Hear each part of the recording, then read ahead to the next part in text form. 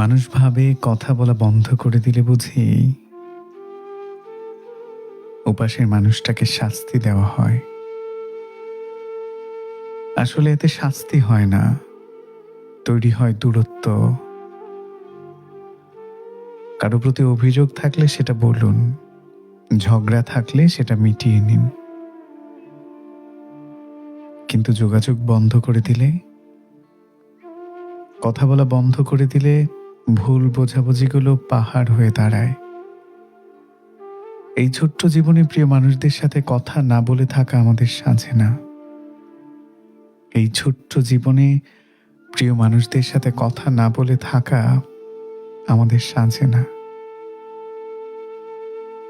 এজন্যই তো বলি যে কথা বলেন, রাগে জেদে কষ্টে বা অভিমানে কখনো কথা বলা বন্ধ করে দিন না। শুধু কথা বলা হয়নি বলে কত মানুষ আমাদের থেকে দূরে চলে গেছে। শুধু কথা বলা হয়নি বলে কত সম্পর্ক ভেঙে গেছে। কাজেই কথা বললেন।